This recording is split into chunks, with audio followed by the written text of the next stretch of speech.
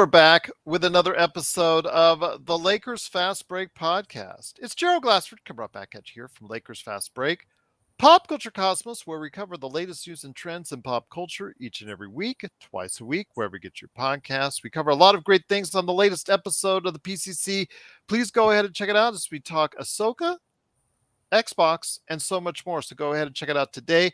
Plus, also as well, Inside Sports Fantasy Football. We've got the lowdown for you for week 3 in the NFL. So go ahead and check it out today, wherever you get your podcasts. Our good friend, of course, Joe Soro. He's working behind the scenes, probably heading home right now on the freeway. So hopefully he'll join us here. But if not, please go ahead and support him as Ox1947 at LakersBall.com, or of course, Simblades, Simblades with a Y.com. Our good friends, Jamie Sweet and Laker Tom. We're going to do another Lakerholics Lakerholics Saturday. We're going to go ahead and make sure that we got that for you for Lakers weekend. So go ahead and check out me, Sean, and Laker Tom tomorrow. Jamie Sweet is going to be off this week. So go ahead and check out their site, Lakerholics.com. Empire Jeff TV and John McCalian, support their YouTube channels. And please, if you can, like, share, and subscribe. There's a little Joe Soro on the right-hand corner of your screen. Click on Joe to go ahead and get the latest notifications on when we go live with the latest Lakers Fast Break podcasts. Well, I've got another great NBA team observation today, and I was looking forward to this one for a while because I've got a lot of questions, and I'm looking forward to it indeed. We're talking the New Orleans Pelicans today, and I'm really happy to go ahead and invite our guest here. You have got to check out the great work that he does on Fansided for the Pelican Brief. That's right. A great place to go for everything New Orleans Pelicans. It's a good man indeed. You got to go ahead and check him out there. And also as well on Twitter, of course, I'm going to go ahead and make sure and give you that Twitter handle right now. It is, of course, at Doing It Dodson. It is Chris Dodson. You can call him Dodson. And Dodson, great to have you here talking the New Orleans Pelicans and maybe a little bit of Lakers later on in the show. Hey, Gerald, thanks for having me on. Yeah, I'm sure we can talk Pelicans and Lakers. They've done a lot of business together the last couple of years. They seem to be kind of intertwined as far as their destinies going forward. Absolutely. And I love the fact that you're in right now. Would I be remiss to say the Bayou country right now, or would I be a little bit off on that?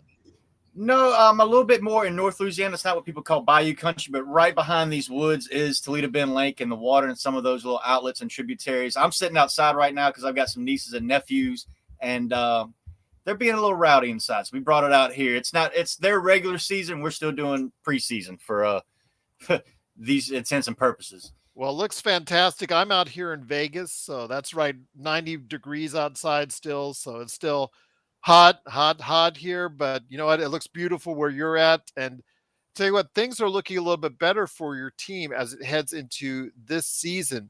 You've got a lot to talk about, I'm sure, when it comes to, of course, everything going on with the New Orleans Pelicans. Obviously, a couple injuries have started off even before training camp with Jose Alvarado and Trey Murphy, who everybody loves. Trey Murphy III, just absolutely, the guy's got a tremendous future. Jose Grand Theft Alvarado, just obviously a key player for you guys off the bench. Before we get into Zion and the whole other stuff that's going on with the roster BI and all that, want to hear your thoughts on those injuries and what kind of setback that might be for the team early on.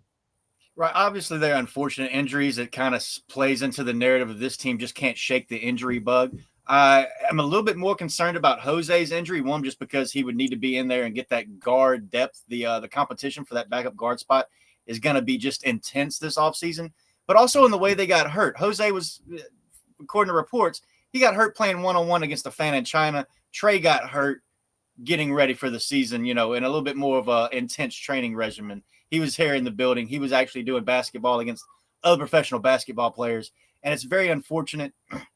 You hate to see it for both players. Trey played with Team USA in the select team. Jose did not play for Puerto Rico in the FIBA tournament to avoid injuries, and yet they hear 2 weeks before training camp, they both come up with a knock that's going to cost them weeks instead of days.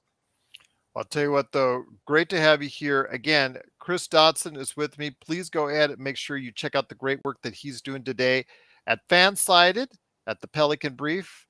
Sean, the Magic Man, are you here? Everything okay? Everything all good, my friend? Sean, you here? Oh, okay. Well, he's still maybe having some Canadian internet difficulty, but I tell you what, though, you've got the injuries there. Oh, and as far as at least hopefully that they will get back to good health. I know, like you said, sprained ankle to start off with; those things can be nasty, continuously. That can be nagging for a little while. So I'm hoping, yeah, that everything will be okay with Alvarado. Of course, Trey Murphy, it's about a 9 to 12 week status for him is what's been determined. Yeah, the team officially put out 10 to 12 weeks. Everything you're hearing from Trey and his side of the story, and I mean, his mom's even active on Twitter, or X as they call it now, giving updates. It looks like he's going to be closer to the short end of the stick, that 9, 10, 11. It does not sound like it's going to be an old Pelicans narrative of, if they say 12 weeks, then it's 2 more weeks, then it's 2 more weeks. That's not the case. You hear Trey's already excited. He's, getting really engaged into the physical therapy aspect of it, and all signs point to he will be ready before like a Thanksgiving instead of a Christmas, New Year's, or even Mardi Gras, if you want to use a New Orleans reference for the holidays. Well, I'll tell you what, though, again, your team is loaded with a lot of great assets. They got a lot of good young players, still a bright future there. Plus, you've still got a ton of draft picks that you can go ahead and, including the Lakers draft pick. So if you can get everyone up to speed, we've always gone back and forth of this on the show in regards to what the New Orleans Pelicans would do or not do in regards to the pick. Obviously, this most recent draft, they had the chance to go ahead and swap, but unfortunately things didn't work out for them, and the Lakers with their late season surge kind of made that the swap, unfortunately for them in New Orleans, were kind of just not even worth it, so they didn't do it. Tell us your thoughts on what the possibility could be for the Lakers and New Orleans, because there's still one more first round draft pick on the queue that New Orleans has for the Lakers. Right. They can take the Lakers pick in this upcoming draft 2024, not seen as top heavy. There's still some depth to be had there. Kind of like this season, though, the Pelicans can defer that swap to 2025. This season is really, it's a lost opportunity cost. It's almost a fake pick. LA traded us that pick, and the Pelicans didn't get to use that avenue of getting better because they fell off. Yeah. This next year, you got to, from a New Orleans standpoint, you hope the Lakers are decent enough that it makes the decision for this front office. They push it to 2025. Maybe LeBron's gone. AD's had another year. You're not quite sure what the Lakers are going to do in 2025 as opposed to 2024. It does help this front office. As you mentioned, we have a lot of assets, contracts that Griff, basically the whole front office has their contract extensions already in place. They're not under pressure in a way that maybe they would have been last year. Same thing with BI. You've heard about his contract extension and how they're not going to do it this year, and all the reasons for that. Makes perfect sense. BI can wait, make more money. I think the hot seat talk about this team and people being under pressure has been relieved because they've taken care of all the contract situations except for BI's going into this season, and everybody knows where Ingram's going to stand. If he makes the All-NBA team, he'll be hanging around. If he doesn't, there'll still be a fair market value the Pelicans pay him because he is part of their core and their future. But looking at just the Lakers pick this year, you kind of hope that both the Pelicans and Lakers make the playoffs, and everybody can stick that into a to be decided next year category. Well, let's get into the team now. And you mentioned Brandon Ingram, who is not coming off the best summer in the world after the performance with Team USA. Obviously, his displeasure at how he was utilized because Steve Kerr had a vision for him in utilizing him one way, and he was able to he wasn't able to go ahead and be utilized in a proper way. So I ask you, my friend, when it comes to BI, is he really a cornerstone for the future for the Pelicans? The reason why I'm saying is because, like you said, if he does not get that all-star or all NBA team status where he gets the extension that he's looking for, is it to the point where with Zion and him, are they a good enough fit to go forward as a unit, or do you see something else happening? Because again, depending on who I've talked to over the past couple of seasons, some say BI is going to be a cornerstone and some say he's going to be a trade piece going forward. Right. If you want to structure it as the top is your franchise player and you can only have one, that's Zion, underneath that, you can have a cornerstone player or slash asset, which is what Brandon Ingram would be. Him and Zion can play perfectly well together. And what I'm hearing out of BI's camp and the Pelicans camp is Ingram could not be as assertive as he likes to be on the court with Team USA, even though he's a reserved guy with his personality and how he goes through the press conferences. He couldn't assert himself the way he wanted to with Team USA. He's going to come in and say, all right, Kurt, you coached it this way and showed what I can't do. This 82-game season is to show you what I can do. Okay. From BI. And just their fit is perfect. I think he's a cornerstone in that even if he's not an all NBA type and they do wind up trading him, it will be for such a haul that they will get fair market value. It won't be one of those, 60 cents on the dollar type deals where they lose Ingram for basically nothing, or a fake pick from the Lakers or something like that. They will get something very substantive out of a Brandon Ingram trade if it comes to that, but I don't think it will come to that because this was the offseason if you wanted to reset contractually and get rid of Ingram and send him out for, say, a Scoot Henderson, which was all the rage and all the rumors. Yeah. You've now missed out on that contractual reset period right here, especially since we just talked about it. Next draft, you don't have a Scoot Henderson. So you making that deal would make less sense. Brandon Ingram would be on expiring at that point.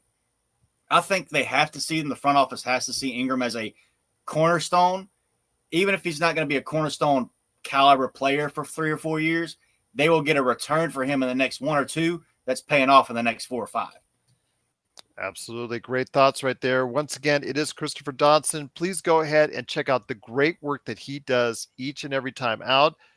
I'm going to post the link here in the chat for Fansided, the Pelican Debrief.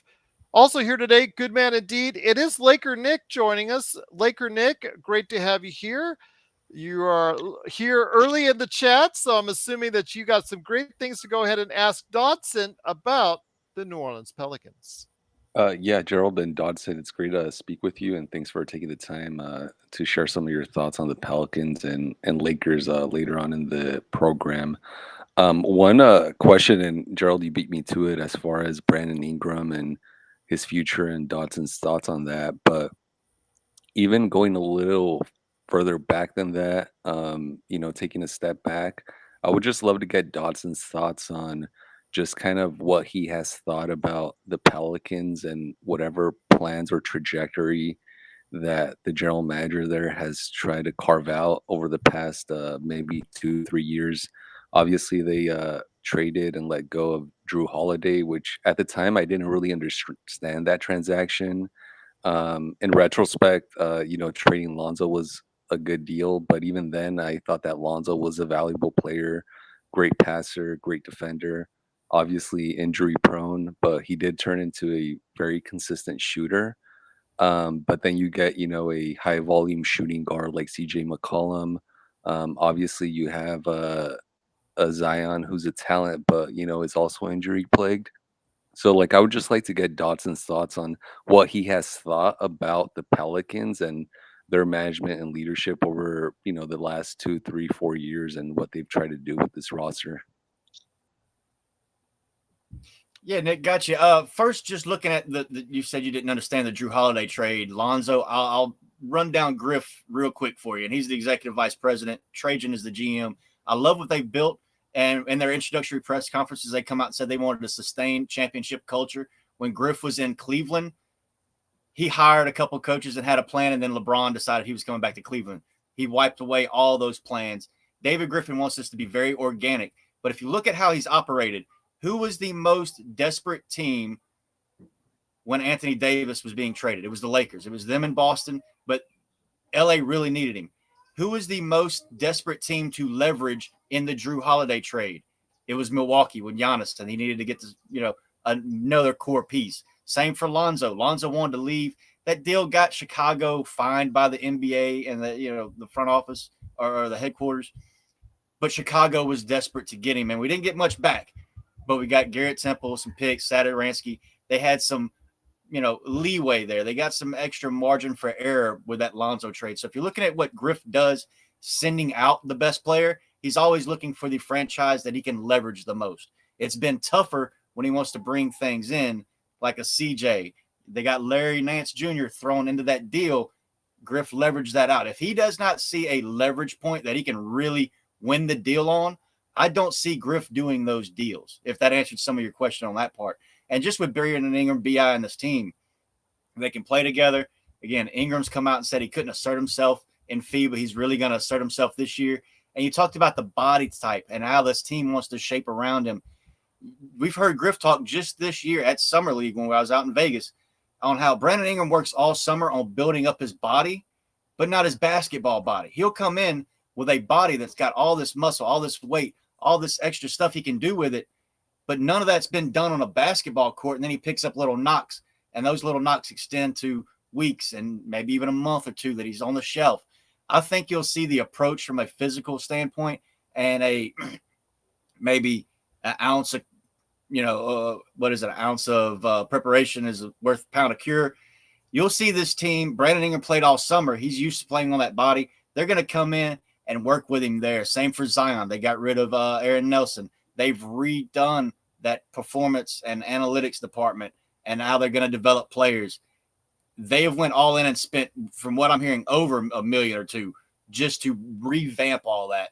And I think you'll see that play a big part in Brandon Ingram and Zion staying on the court, but also in how they come out and play, how they show you they've been preparing, and that performance analytics department has got with them and showed them this is what you can do on the court. This is when you overexert yourself, which is something we've seen with these two stars, and that's what we want to avoid so that these injuries do not linger. And I think that's what you're going to see with BI, Zion, and the front office is more of a collaboration, communication, a plan for what they've been doing this summer. That has not been the case in previous years, and they'll tell you that.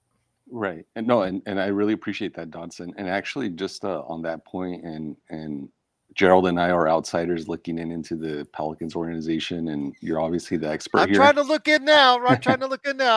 We're trying to get more insight. So you, Dodson, since you're in it, how would you kind of grade or qualify, the Pelicans leadership and how they've tried to structure, the Pelicans now and the outlook for the future? Have they done a good job? Is it an A type of performance, C, B? How do you grade it?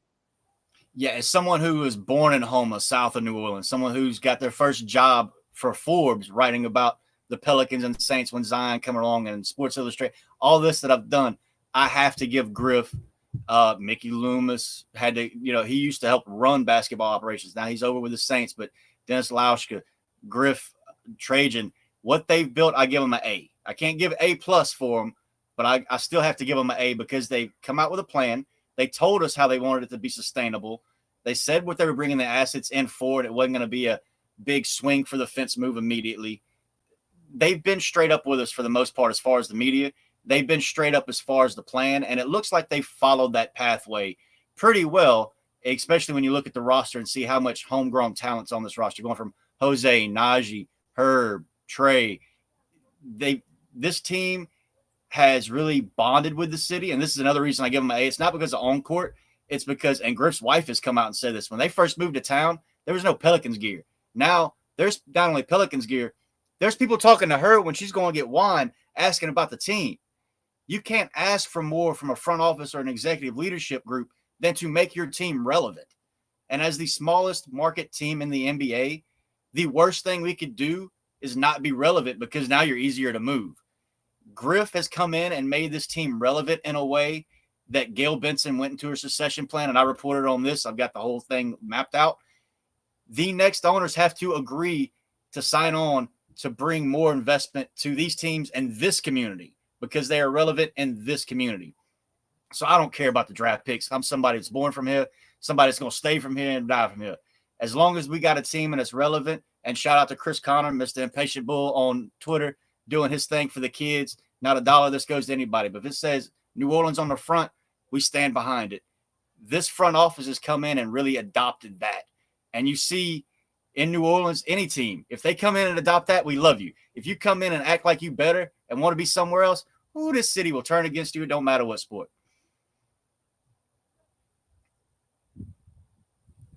Gerald, you're on mute. Great to have you here. Thank you, Nick. Sorry about that. Great to have you here, Chris. I'm telling you what, it's just so fantastic to hear the insight that you're having on, of course, what's going on with the New Orleans Pelicans. And also as well, he is back. He is here. Finally, the Canadian internet has finally been worked out. He's the madman from Toronto. Please go ahead and make sure you go ahead and acknowledge that he has gotten out of Toronto traffic to go ahead and talk to Dodson today. It is the Magic Man, Sean Grice. And Magic Man, great to have you here. Laker Nick as well. Talking to Dodson about the New Orleans Pelicans. What's your thoughts, my friend? We haven't even touched on the Z topic as of yet, so I may leave that up to you. Well, thank you very much. And I'd like to apologize to Gerald and Dodson and our audience for not being here on time. Punctuality is kind of a necessity in this job, and I apologize for being tardy, gentlemen. No, that's Canadian internet. I saw you trying to get in. It's just like, Justin Trudeau wouldn't let you go through. So, Dodson, it looks like you're in a beautiful cabin out there. I'm envious right now. My question to you is, look, we all know when he's healthy, Zion's the best small ball five in the NBA, and he's likely probably as a composite the best small ball five you could imagine in the NBA. But himself, CJ, and Brandon have not been able to find time to be on the floor together as a trio. Less than 500 minutes played together. CJ had to deal with a lot of knick-knack injuries last year. How do you feel with those three coming into the lineup this year that they'll be able to find some cohesion?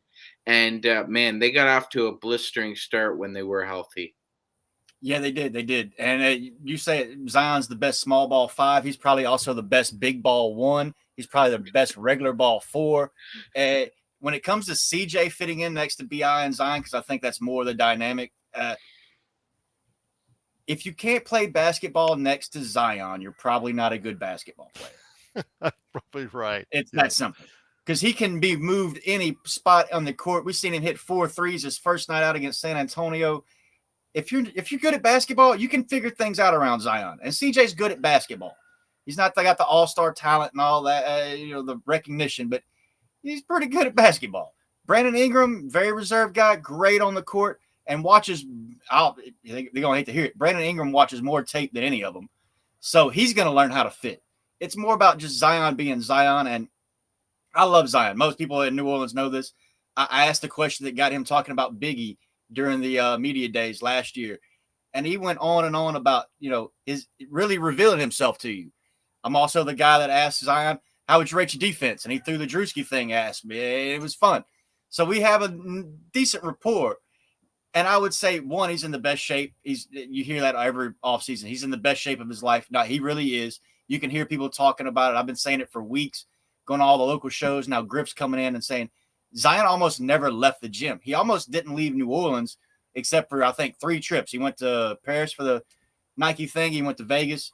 And then there's a 3rd trip that, hey, man's about to be a father, him and his soon-to-be mother-to-be. They can have their own trip. It's not my problem. I ain't reporting on it.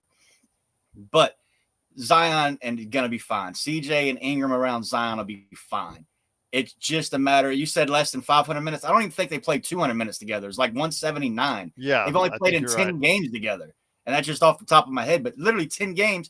And some of those minutes, they don't matter. There's only so much you can do to gel in those 10 minutes. You're really only getting 5 minutes because there's a rebound here. There's a transition there. They're not getting to play together. They're on the court together, but they didn't get to play together. They didn't get to run those half-court sets. And I think that I've heard this from the coaching staff. Even I did do a podcast called South Coast Swish. We had Akil Reese on. He was a team assistant with the coaches and was on the bench with the Pelicans at Summer League. You're going to hear about these guys wanting to get in those half-court sets. Not slow down the game, but they need to be able to see the game faster when it does slow down. And that was trouble for them. Those 3 guys can run all day. When it came time to the half-court sets, they didn't get that much time. They didn't get that much repetition. And that small sample size left a lot to be desired, even though it looked good. So we're hoping to see more of that going forward because that's what we have to expect. Both as a fan, as a media person, you have to expect they're going to show you what they've shown and build upon it. It's not going to just crumble. Not after the experience CJ just had, not after the FIBA experience BI just had, and not with the attitude of Zion wanting to prove the world. These last few years have been growing pains, not what you're going to have to grow to expect. Once again, it's Christopher Dodson. Please go ahead and check out the tremendous work that he does each and every time out at Fansided at the Pelican Debrief. Also, as well, go ahead and follow him on Twitter, as I'm doing as we speak, at Doing It Dodson on Twitter /X/ whatever it is, paywall, whatever they're going to be doing each and every week. But yes, go ahead and follow him today right there on Twitter /X. Laker Nick, your thoughts anymore as far as for Dodson on the team, New Orleans, just going forward? I mean, there's a lot of promise there. There's a lot of things that they could go ahead and make sure that they can get done this season. Any comments or questions that you have for Dodson? Sure. Yeah. Thanks, Gerald. Dodson, again, it's been super helpful, and I think the audience is loving your insights. As you may suspect, on the Lakers side of things, we have a lot of question marks as far as starting lineups, as far as rotations. Our roster, even though we're bringing back the core, we have a lot of new pieces, and with the inclusion of Christian Wood and whatnot, that could definitely add different variables that our coach could put out on the floor. In terms of the Pelicans, what do you expect to be the starting lineup at this point? Or do you also find yourself in a similar position where there are a lot of holes, a lot of question marks that need to be answered prior to the start of the season, maybe during training camp or the actual preseason games? Now, I think the starting five, and great question, Nick. Thanks again. The starting five will stay pretty much status quo, especially since Trey is injured and hurt with that meniscus is going to be out. You're going to have CJ, BI, Valanciunas, Zion, and Herb. I think there's not much you can do with that starting lineup to swap Trey in and out. That'll just be something where you have to make those runs in game, so to speak. You got Kyra Lewis Jr., who's going to have to battle with Jose and some of our who's going to run the reserve minutes for New Orleans is big pictures or big battles. But other than that, this team's set pretty much. Unlike the Lakers, who I think has the longest preseason in the NBA. Y'all have 60-game preseason. As long as you figure it out by game 60, you've got that ramp up for the next 22 games with LeBron in the playoffs. That's all. The Pelicans are a little bit more they've got to show it. They won't change the starting lineup much. I don't even think you'll see more than 2 or 3 different starting lineups this season unless injuries just start piling up, because Trey will jump in. I think Jordan Hawkins might get a spot start. Cody Zeller will get a spot start if Giannis is hurt, but there's not much change to be done there. As far as the Pelicans, they've just really got to figure out who they are, set that identity, and then actually stick to it. The Lakers, I think, have a little bit more leeway. Well, you were right on that, because the Lakers did have more starting lineup changes than anyone in the NBA last season. So you're right on the 60-game preseason indeed. But there's one player that we haven't talked about yet that is up for an extension, may be a free agent sometime in the not just too distant future. Whether or not he stays with New Orleans, it's been up in question. That's Jonas Valanciunas. So tell me your thoughts where you stand with JV. Is he the center for the future that fits alongside Zion, or is it something else or someone else that may be a better fit with Zion going forward? There's some better fits out there, but if you look at what Valanciunas does for this team and just as a whole on the league, he's a 12th to 17th best center, depending on the night and the matchup. Mm-hmm.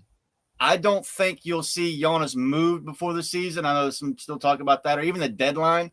I don't think JV has ever not signed a contract extension before free agency. He's never hit the open market. So I would actually expect to see 1 year tacked on to JV before the season starts, so that as a trade asset, you've got more security there. He'd have the money as far as security and the years. They're going to let it play out because they haven't seen enough of Zion and JV together. We know he can hit the open three. We know his little pump fake. JV loves that pump fake to go by you. And it's just going to be really hard to upgrade on him, because look at the 10 or 12 centers above him. You got MVP candidates. You got some guys that are just either too old, too young, or mean too much to their team. There's only so much you can do there to upgrade on JV.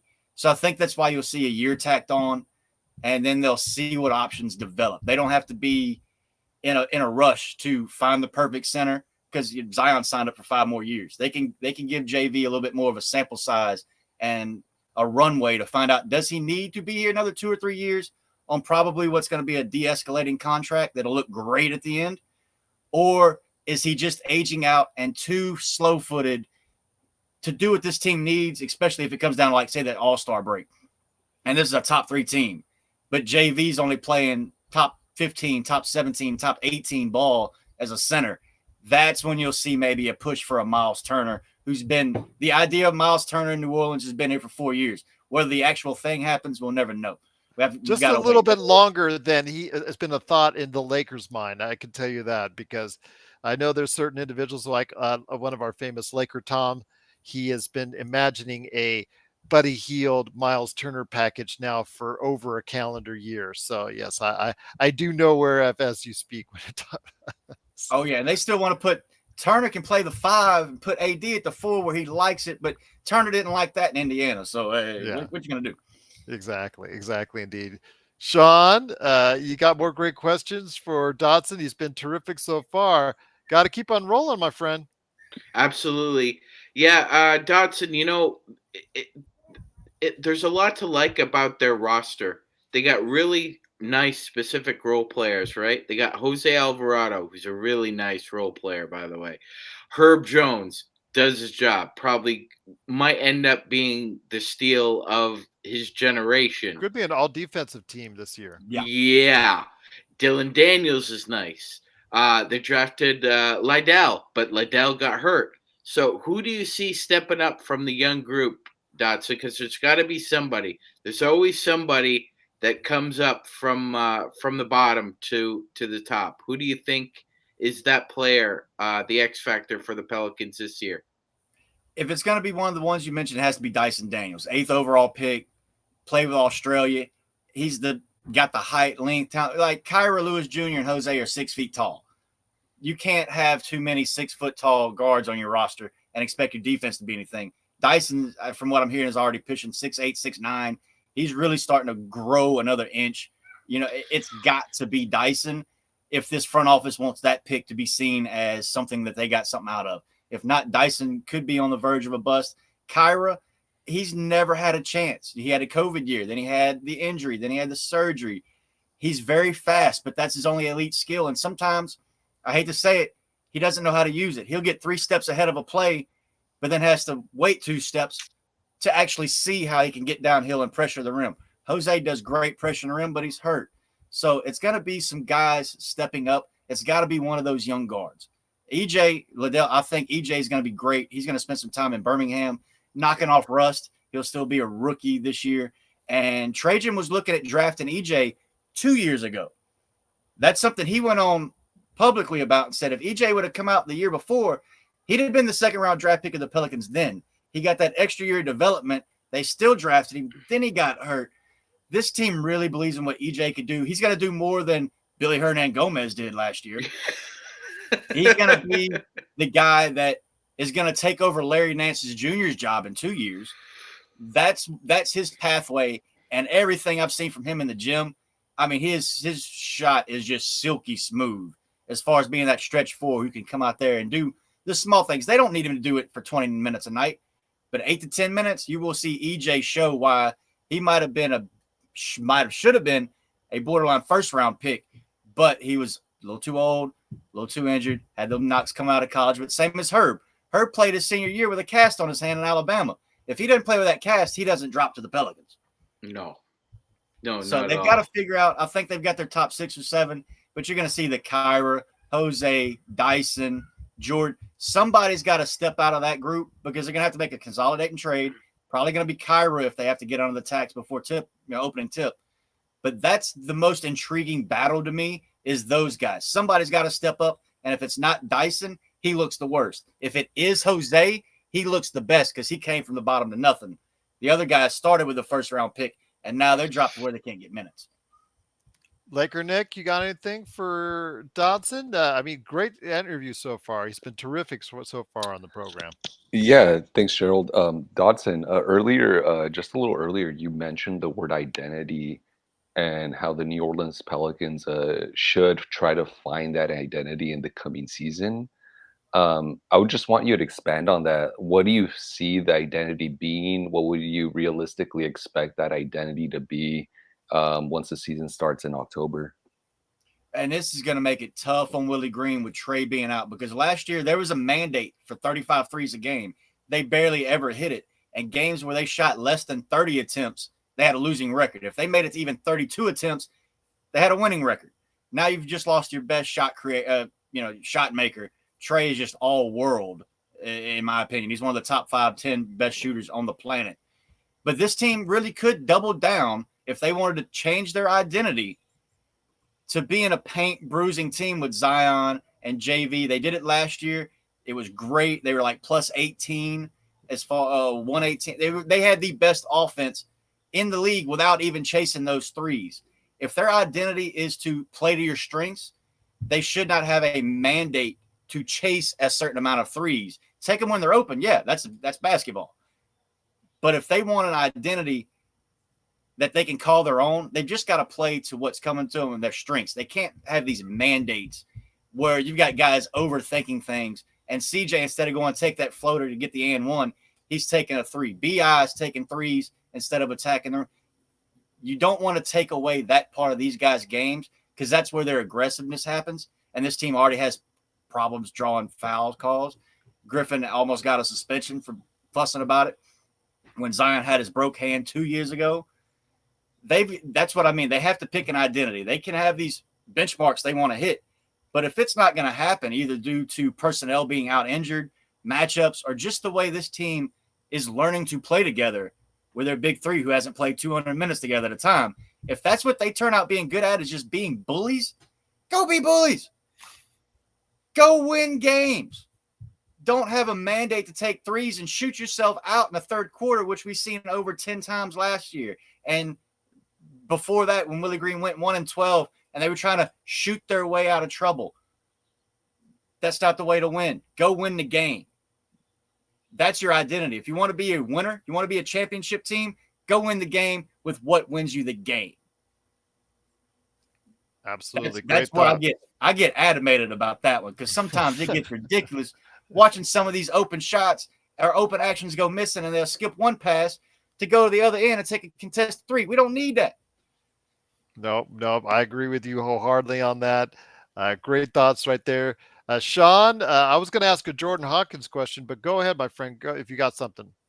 Actually, no, I was just really contemplating what Dodson was saying there and realizing that we really didn't luck out with Russell Westbrook at all, Gerald, because that was on steroids what we saw with Russell compared to the Pelicans. You think? Right, and I watched Russ. I played poker with Russ about 4 or 5 years ago. I love Russ. Me and Russ are like, I'm not gonna say we're cool. He wouldn't know me probably out of the lineup, but we were in Black Hawk together, and he check raised me a few times. I know the man. I've been in press conferences before. I love Russ. I hate what they did to Russ in trying to make him Steph Curry. He's not Steph Curry. Yeah. No. Let that man attack the rim. Well, I'll tell you what, though, I got a question for you on the roster, and it is Jordan Hawkins. You've got a chance, I'm sure, to check him out as far as what you saw this summer from him. What are your prospects for him being able to contribute maybe a little bit earlier than expected due to the injuries on the team? He'll get a chance. I'm not sure I expect him to contribute too early. Even Griff has come out this week on a couple of different press conferences and calls and said that he's going to spend time in Birmingham. Mm-hmm. I don't think the team will be saying that if they saw something like when Herb Jones come in and Willie Green called Griff and was like, hey, I'm going to start Herb. And Griff said, yeah, it's summer league. Start him. Do whatever. Willie said, no, I'm starting Herb.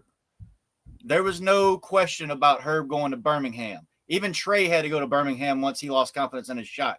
The fact they're already talking about him going to Birmingham tells me that they're going to lean heavily on, and they did this last year, lean on the veterans. They're going to give the guys who've been in the building a shot to win the job, which we just talked about with the Kyra, Jose's, Trey. Those guys will get the shot. And if Jordan was coming in there and really just lights out during the open runs, they wouldn't be talking about Birmingham this soon. And I got to set, what was that, the third game. You know, if you go to Vegas for Summer League, the first couple games, it's packed. Once the stars start sitting out, it gets a little bit quieter and colder in them gyms. But I got to sit with Jordan's mom and dad and talk. And even they said it's going to take him 6 months to acclimate. It's taken him 6 months to acclimate at every step of the level in his process and journey in becoming an NBA player. So I think it's going to take him these 3 months and then another 3 months in G League and coming back and forth to really get his feet under him. So if I see something great out of Jordan out the box, I consider that just found money, because the team's already talking about how he's going to need to go to Birmingham and really shape up, sharpen his skills a little bit more. Once again, it is Christopher Dodson. Please go ahead and check out the great work that he does each and every time out at the Pelican Debrief, right there as part of the Fansided experience. Plus, also as well, please follow him on Twitter/X, right there at Doing It Dodson. So go ahead and check out his great work today. Big shout out to Kurt Affair for the question on Jordan Hawkins. But guys, any last Pelican questions before we hear some thoughts from him on the Lakers and, of course, what he's up to as well? Nick, maybe you got some more questions for him on the Pelicans before we head over to the Lakers? Yeah, Gerald, thanks. I am curious to hear Dodson's thoughts on just more specifically Willie Green. Obviously, this is his first head coaching job. He was an assistant for a number of years. And hearing Dodson's comments on the Pelicans' identity or their need to find one, and how he's seen some habits on the floor, whether that be missing plays and whatnot. How much is that attributable to Willie Green? And maybe Dodson could give some commentary on Willie's strengths and weaknesses as a head coach so far. Right, his strengths so far, everyone knows, is he's more of a players coach than an X and O's coach. That's just an open secret. That's why they're bringing in James Borrego from Charlotte, and you'll see a far different offense, I think, this year, which goes back into they're going to have to pick an identity. When Willie Green first got the job, and he wasn't the first name for this job, he probably wasn't even the second or third. If y'all remember, Jock Vaughn turned the job down before Willie Green even came in.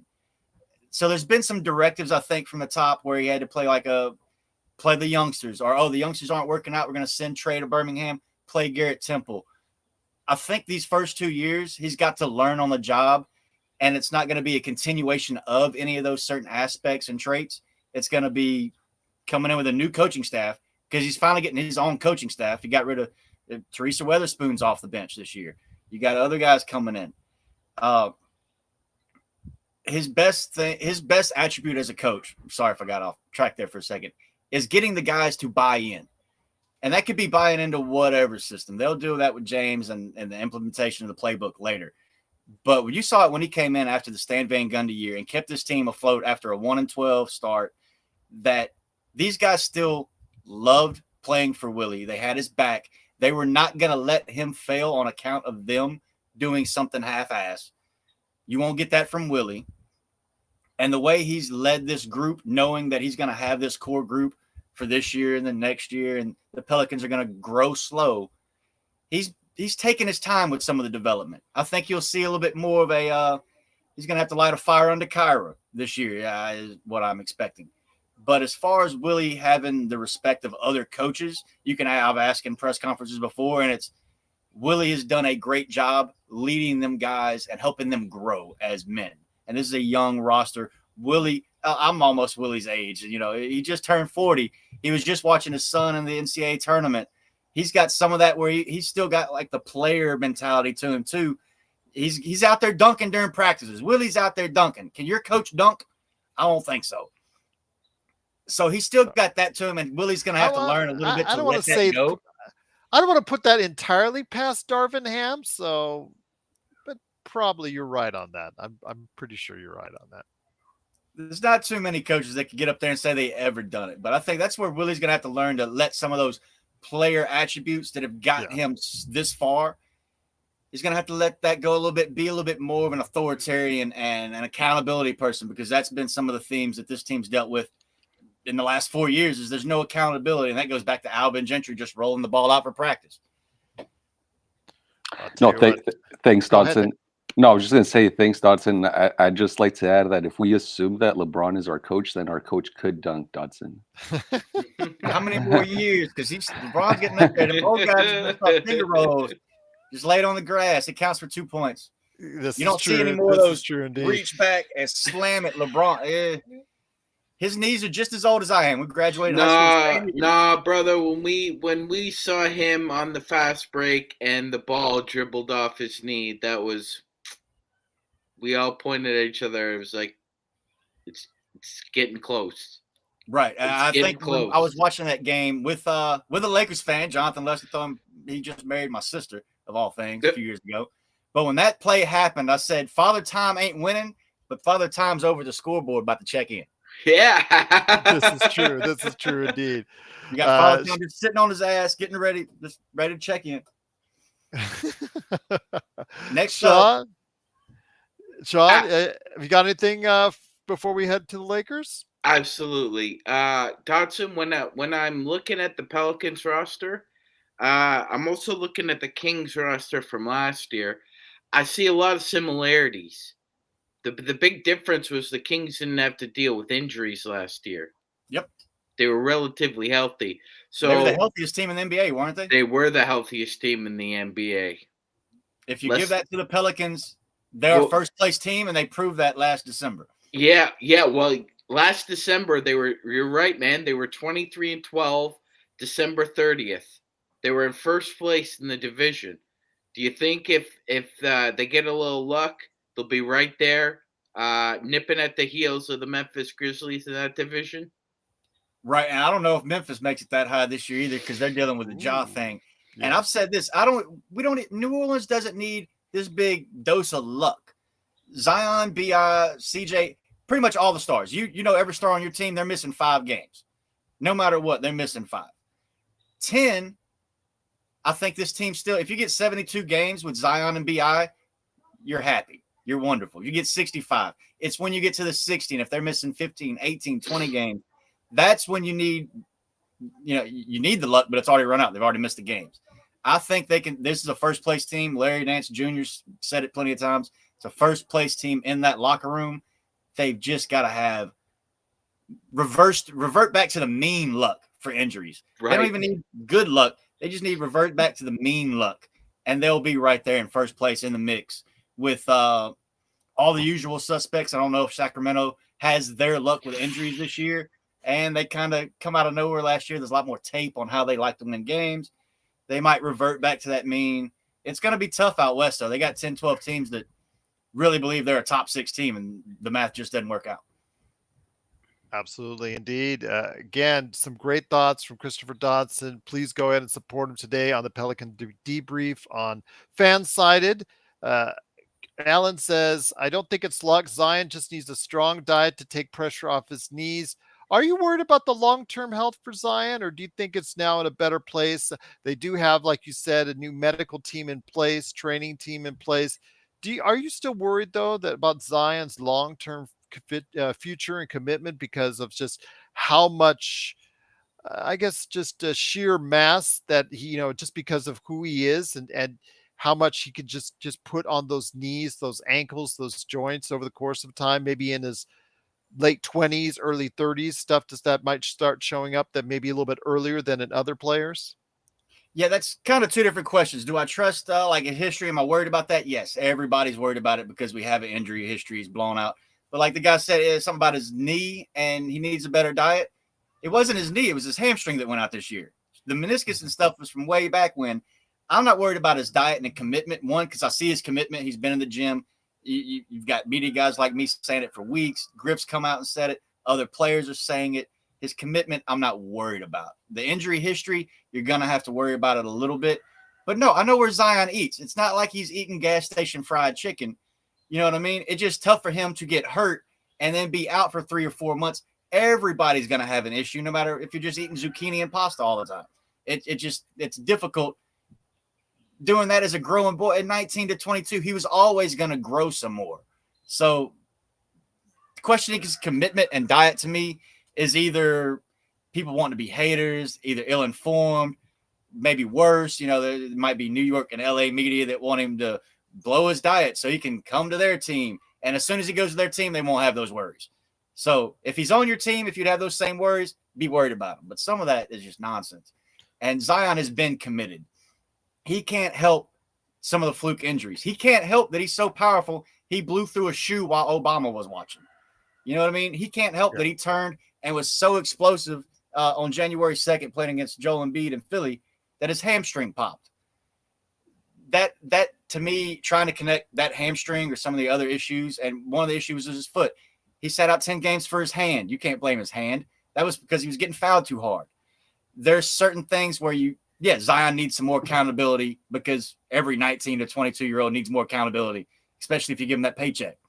But as far as the actual person and his character and who I've dealt with and seeing how much he wants to succeed for him, his family, his fans, his community, the city, that's something I will never question until I'd have to see something drastically out of bounds. And that's even including what we've seen from Zion and the drama on Twitter this year and all that offseason mess. That doesn't bother me at all when it comes to questioning his commitment. It's there. And his earlier infatuation with New York, obviously that's been tampered somewhat because he did sign the extension. So he's pretty much going to be a mainstay for at least several more years to come.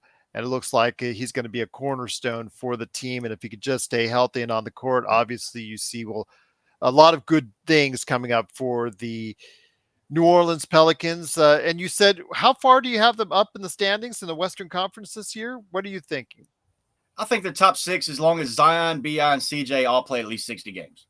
That's all we need. 60 games, they'll avoid the play-in. Okay, fair enough. Absolutely. Some great thoughts right there. Laker Nick, any Lakers questions for Dodson before we head on out, my friend? Yeah, Dodson, I guess we could just open it up with a general question, Gerald, where Dodson, I'm sure you've probably taken a look at the Lakers roster, the recent Christian Wood acquisition and whatnot. I've seen most of them playing a New Orleans jersey. Christian Wood, Jackson Hayes. Yeah, and thanks again for the championship in 2020. We still appreciate it. How do I you? did arrange 3 months off for the bubble. Yeah, that 3 months rest, it done a lot for me too. Okay. So Dodson, what do you make of the Lakers roster? I've actually heard some quote unquote expert pundits on the major TV networks saying that the Lakers more or less brought back the same players, and it wouldn't necessarily constitute a major improvement for the next season. While other people, say that the roster it has vastly improved, and would put the Lakers in a very very deep playoff run, if not a finals appearance. I would love to get your thoughts on what you make of the Lakers for the coming season and how far you see them going. And to go back to it, you got more athletic by adding Jackson Hayes alone. You got more scoring punch on the bench and your big man by adding Christian Wood on a minimum deal. If he can't get right under LeBron, Wood will be out the league. We all know that. He's burned too many bridges. But as far as where you're going to wind up and if they stand in pat and all this, again, you have a 60-game preseason. They're not running this back for next playoffs. They went and looked at this team, talked to LeBron, I'm sure, and AD, and said the core is there to at least give the champs problems in the second round. What do we need to do to get to the finals? That move was not there to be made this summer. You could walk around Summer League and all the options that were there, and people, the Kyrie trying to force his way on there and maybe not go back to Dallas. The Lakers preseason ends when the trade deadline ends. This roster starting the season does not matter. It maybe matters 20%. The roster the day after the trade deadline is 80% of your season, in my opinion. If they go win a whole bunch of games to start or lose a whole bunch of games, that's the extremes of the variance. But if it's just a normal, they win, they're 30, 20 something, sitting in the 5th seed, coming in the trade deadline. That's perfect. That's all they need to do is be in the hunt for a top 4 seed, home court advantage in the first round, an extra 4 or 5 games in the playoffs to get that new roster up to speed at where LeBron wants it, because this is, let's admit, his last year to as a championship core leader. Yeah, and Dodson, I agree with you. The only issue on our end is that Laker fans aren't that patient, and so you could. We went on a what was it, Gerald? It was a 2-10 start last season. Yep. And they were obviously like calling for the coach's head at that point. Ham can't afford a start like that again this season. So I agree with you, Dodson, but the fan base here, will lose their mind if Lakers lose like 3 in a row. Right, and that's Lakers. That comes with the pressure of being a big, big market team that has their own show on HBO until it just got canceled. Not to throw that dig in there on you, but actually, hold that back. How many coaches have y'all fired in the first few weeks of the season? I know you got rid of the old Cleveland coach whose name slipped my mind. I fired him after like 5 games. Luke Walton didn't last long. Ham on his first season was going to get a little bit of a leeway. He can't do 2-10 this year, or LeBron will chase him out. But as far as that, Lakers fans are going to have to learn a little bit of patience, because look at what you're dealing with. You're dealing with an old LeBron that can't go every night. You're dealing with a coach who's really coaching 2 different teams. The one with LeBron coaching on the court, and the one where the coach is really got to show he's got chops. Sean, any thoughts for Dodson on the Lakers? I've got one on Jackson Hayes coming up, but go ahead, my friend.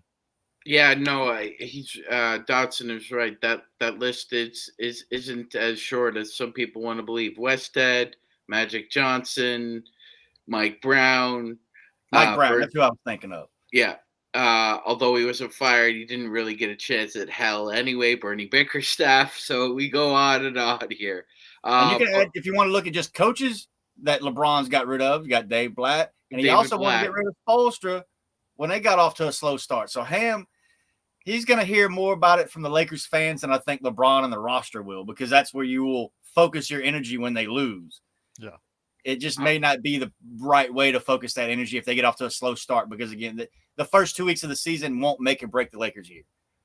Absolutely. No. So, Dodson, so how do you feel overall about the top of the West? Well, obviously a lot of people are just ready to continue to supplant Denver at the top.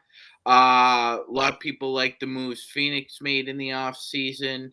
Like you said, though, the health dependent, the Lakers are question mark. The Clippers are question mark. Memphis is a question mark. Yeah, so Phoenix. People don't want to say it. Phoenix might be a question mark because look at the injury history of their top guys. Yeah. There's 6 top teams in the West, and then there's 2 more that are lying to themselves. We just don't know which 2 that is yet. Yeah, my bet is one of those teams is the Mavs, because it always feels like at some point Mark Cuban is able to lie to himself and his staff at some point. But you're right, man. It's 2 teams that are just lying to themselves. That's a great point. Right, and the Mavs, we can go to this. It's been a not so open secret. I think I might have even started the rumor, if you want to go that way. Zion and Luka want to play together. There's a reason Zion has went to that Nike event the last 3 or 4 years when he was only contracted to do like 2. Him and Luka, when he said, where's a good place to eat, and they mentioned Dallas, he's had a couple of dinners with his, family, people off to the side, but he's also had a couple of nights with Luka. Luka, and I don't have this from anybody directly sourced, but hearing from you, being in the press boxes, wandering around, what has Dallas done to keep Luka happy? Not a damn thing. Exactly. This might be the last year of Luka keeping his lips quiet. Loose lips sink ships. When Luka starts talking about being disgruntled, you will know that ship's already sank in Dallas. And I think you'll get that before Christmas. If he starts complaining to the press like he complains to the refs, watch out. It's that can really get ugly. Really and it's fast. not even in the press conferences that go live. Some of these times, if you're sitting in which I'm at every Pelicans game, I've been at a few with the Dallas, traveling around, you hear them in the hallways. You hear them before the camera comes on. And Luka seems to have lost patience, in my opinion, just being around him for 15 games over the last 3 years. It seems like Luka is losing patience.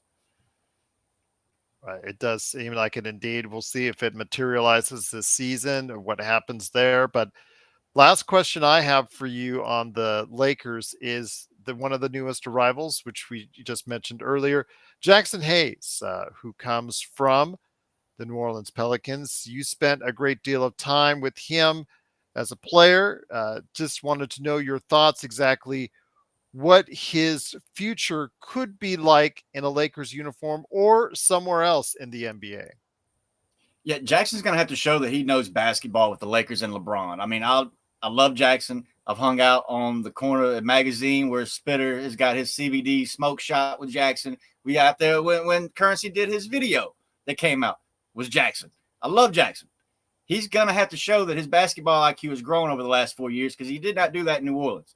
He showed that his dunk package is wonderful.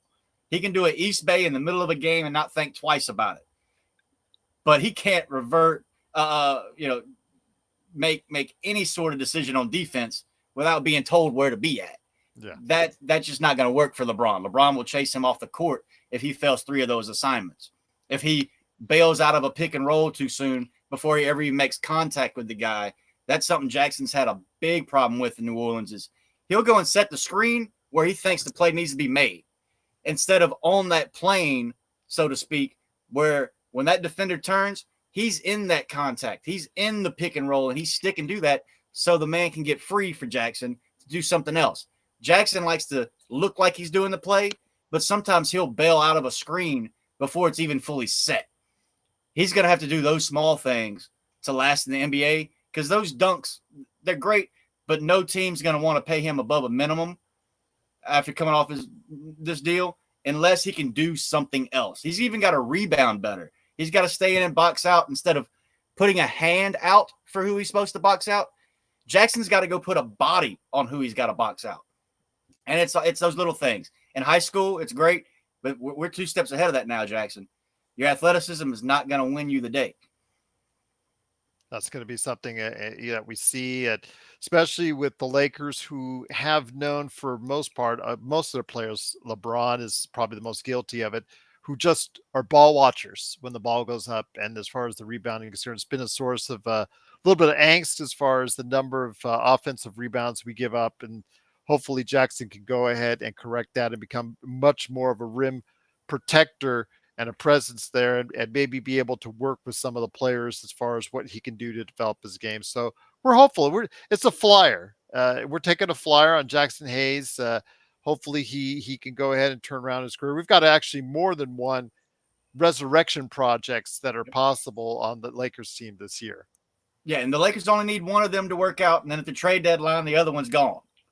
Right? I mean, he's just gone. And you say rim protecting. Jackson Hayes thinks he's protecting the rim, but he's just 2 big fly swatters. I mean, he's chasing blocks that aren't there, and it puts him out of position for rebounds. And you say there's ball watchers. Don't let a shot go up that looks a little off, and Jackson thinks he can run and get that big putback dunk because now he's going to overrun the play, overrun the guy he's supposed to be boxing out, and the dunk might go in. He might not get a hand on the ball. Very good point. Very good point indeed. But you see the Lakers and the Pelicans in the top 6 in the Western Conference this year. Is that correct? If both are healthy, I think the Pelicans would finish above the Lakers just because they're going to have more youth. They're not going to have the health load management nights maybe LeBron has.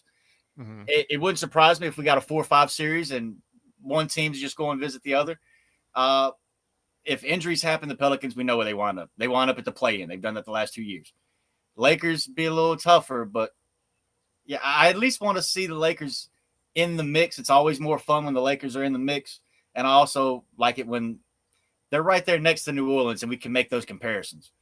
Plus with the draft coming up, obviously, as well. Draft, everything. Yeah, and the draft pick that we talked about at the beginning of the show, where I think it's a little bit different that the Pelicans don't have to decide until the very final moments of the draft before they make their choice on whether or not they will go ahead and pick this upcoming year or the next, if I'm not mistaken. I heard that on another show. I thought that was brought up. Is that correct, that they don't have to do it and don't have to commit until later in the process, if I'm not mistaken? Right. They don't have to actually enforce the swap or get the swap going until basically Adam Silver's up there with the first pick in the NBA. It can wait till that night. They can mess with the Lakers. Yeah, very fluid and dynamic. Obviously, if the Lakers, I don't hope this on anybody just because it's injuries. LeBron gets hurt, AD gets hurt, you finish with a top 3 pick. Obviously, the Pelicans are not waiting until that night to make the swap known because they can then take that third pick and flip it for someone that will help them now. But if you see the Lakers and, like, let's say they both make the playoff or play in, neither one of them gets a lottery team or a lottery pick. Why would the Pelicans go from 21st to 18th? It's not a big enough of a flip to me. The talent won't be there. There probably won't be a trade package there just from understanding the dynamics and how they like to operate. So why would you not just push that off to 2025 where you get one more year of maybe they break down and it becomes a lottery pick? Unless it's a lottery pick, I do not see the Pelicans exercising that right to swap. I'll tell you what, been a tremendous guest, and we are just truly grateful for the time that you spent with us. Magic Man or Nick, any last thoughts, comments before we head on out? Nick, looks like you want to say something, my friend. No, I just want to thank Dodson for his time. It's been excellent. I also Agreed. appreciated the scenic backdrop right behind him.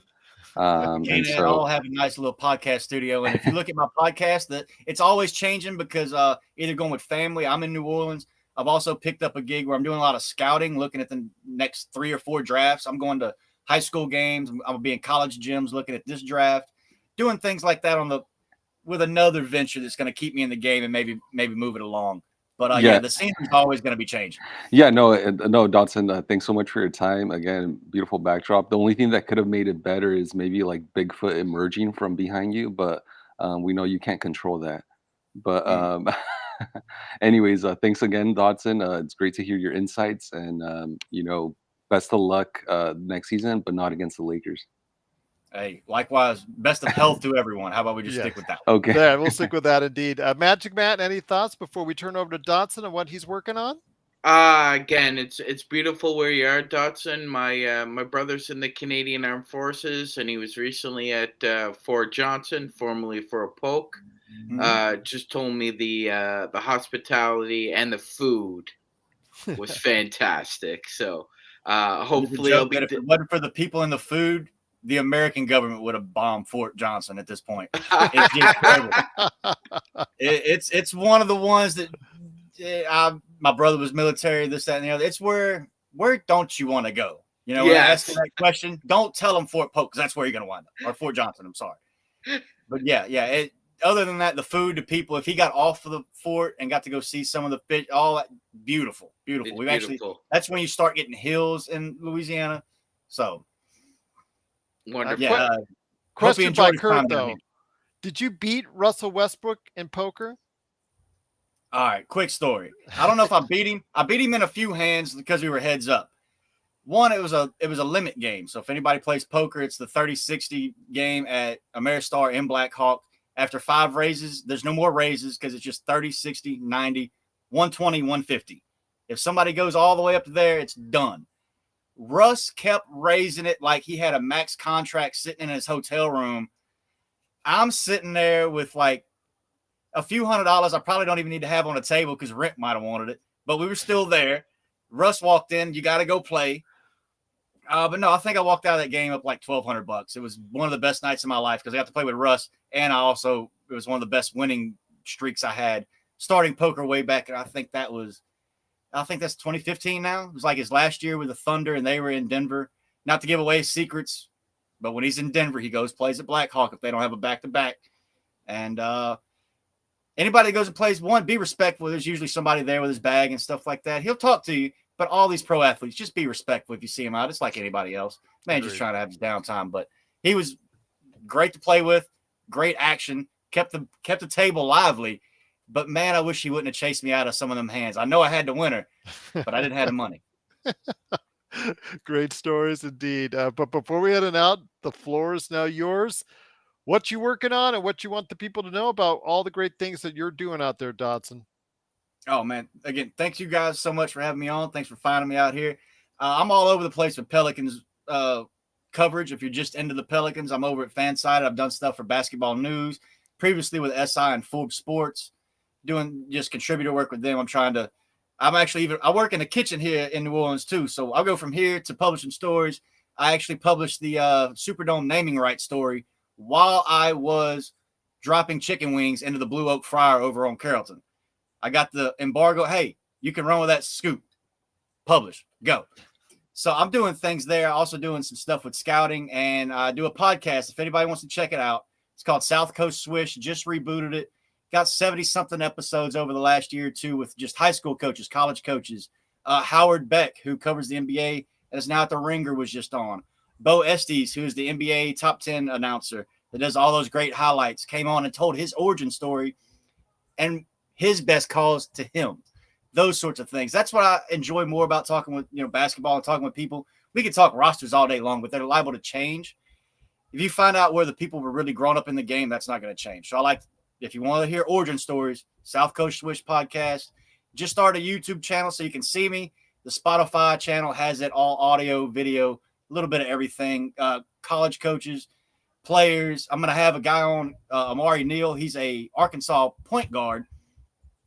He was 3 years old and left in an orphanage in Ethiopia and Nigeria. It's Friday night. My man's going out. At 6, he only weighed 15 pounds. Got that from his mom. At 6, he's adopted. He's going to be a junior, senior this year and is the third best point guard in Arkansas. That's a story I'd rather tell than something Stephen A. Smith is yelling about. So if you want to know something about me and what I'm doing with my podcast, that's what we're doing there. I love what you guys are doing as well. Love talking shopping ball with anybody, but as long as it's positive. Thank you so much. Absolutely. You've been a tremendous guest. We are just truly indebted to you for your time. Please support Chris Dodson today. All the great, well, just call him Dodson. There you go. Call him Dodson. There you go. Just go ahead. First off, follow him on Twitter/X at Doing It Dodson. Also, as well, subscribe to his YouTube channel and also Spotify, South Coast Swish, right there for you. I'm going to be doing that here in a second. It's going to be going ahead, and not only am I following him now on Twitter, I'm subscribing to him on YouTube. So you should do the same as well. Please support him and all the great interviews that he's doing. And of course, his work on Fansided at the Pelican Debrief. I'll tell you what, Dodson, you've been tremendous. I mentioned before, we'd love to have you on during the season to go ahead and give us an update of what's going on with the Pelicans. And as like you said, we wish you and the rest of the New Orleans Pelicans tremendous health, that we can go ahead and get the best out of your team and ours as well. Hey, again, thank you so much. Whatever I can do when the Lakers come to town, I'll throw you whatever information I get. Sounds good indeed. Once again, it's Christopher Dodson. Please go ahead and support him on all of his platforms. Great chat. Thank you so much to the best Lakers chat room that's out there, the Lakers Fast Break. Great questions from Kurt. Truly appreciate Alan. Everybody out there, Adam, just truly great. Appreciated for everybody that stopped by on the show. Blue, you've been tremendous as always. Looking forward to seeing you guys again. Tomorrow, we've got on our usual Lakerholic Spotlight. Laker Tom is roaring to come back to talk about all the great things that he's been talking about during the course of the week. You know he's got some more of those crazy Laker trades in store, and you know we'll call him out on it. And we're looking forward to another great Lakers weekend, as always, right here at the Lakers Fast Break Podcast.